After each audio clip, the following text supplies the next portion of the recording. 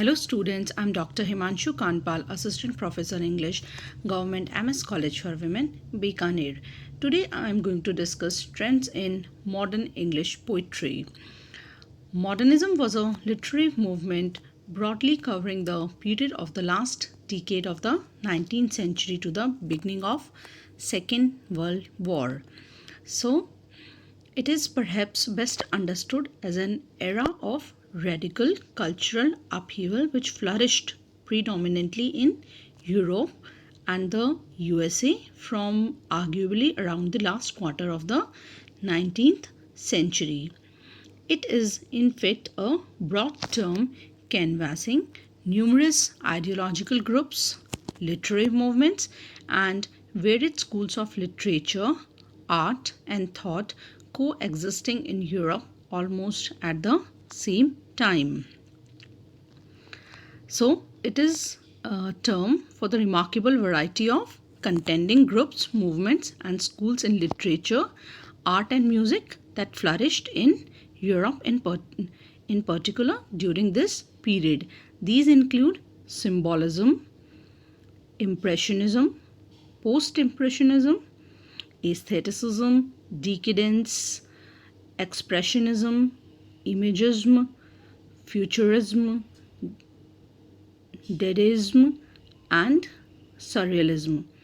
So, collectively, these movements represent modernist culture's uncompromising confrontation with an sense of severance from the conventions and tastes of both mass society and governing elite, and its determination to rebuild and renew the arts.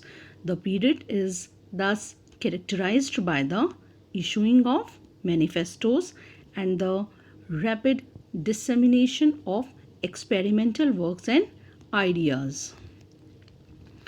And I would like to tell you something about the age also, something about this age also, that it was also a time in which mass modernity and its cutting edge technologies such as telephony, electricity, and aviation were seen by some modernists the new and the more heroic world they longed for. In addition, modernists took a keen interest in the parallel revolutions that were taking place in physics, psychology, anthropology, and so on, and wrote about the modern city with either contempt or awe. So, the poetry of this period is traditional in form and subject matter. Prior to the First World War, the Georgian poets like Rupert Brooke, Edward Marsh, Robert Grave, and John Drinkwater occupied the central stage in English literature.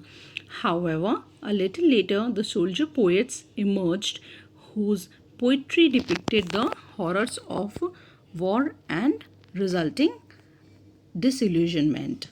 Disillusion means a feeling of disappointment. It is quite remarkable and noteworthy that the three strongest pillars or the most representative poets of this age were all outsiders. William Butler Yeats was an Irish, whereas T.S. Eliot and Ezra Pound were both Americans. So, modernist poetry followed a similarly iconoclastic agenda, overthrowing conventional forms and moving towards fragmentation, free verse, complex allusion, and patterning, and personal discourse often purposely obscure.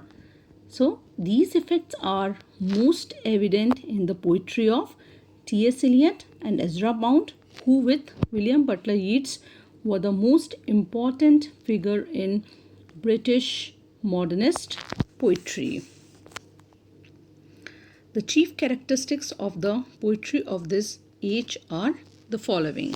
The range of diction extended enormously. Slang words.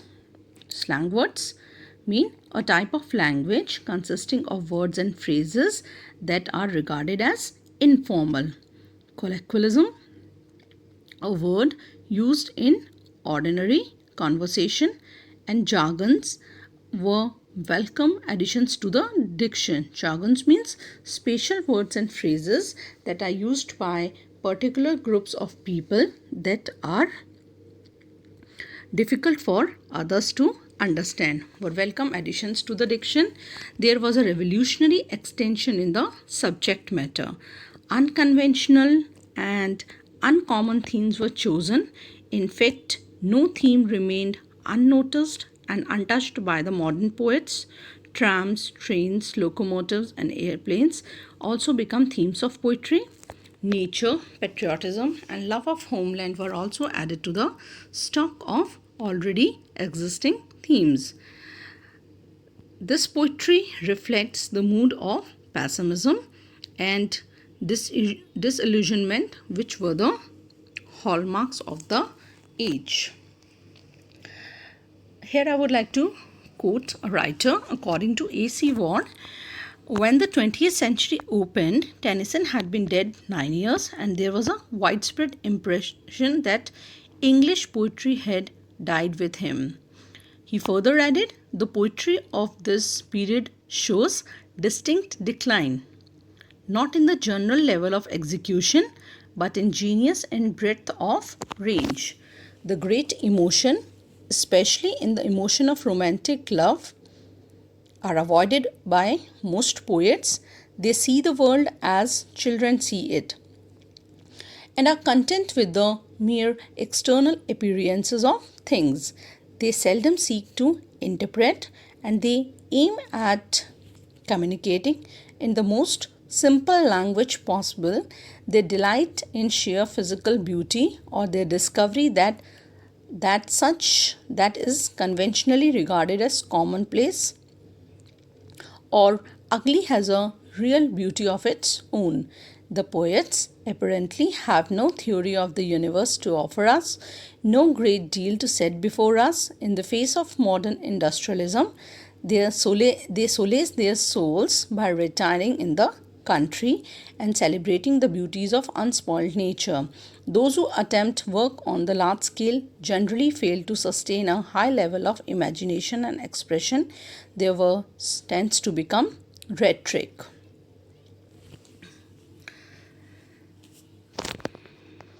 So, T.S. Eliot is the representative poet of this age, and his masterpiece, The Wasteland, encapsulates means express essential features of the spirit of the age to the fullest. It depicts the disillusionment. Disillusionment means a feeling of disappointment.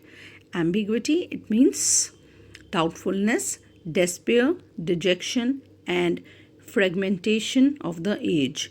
At the same time, the optimistic ending echoes the hope of the denizens of this age. The other prominent modern poets of this age include Cecil D. Lewis, W.H. Auden, and Stephen Spender. So, new voices were beginning to be heard and new movements to stir below the placid surface of Victorian life.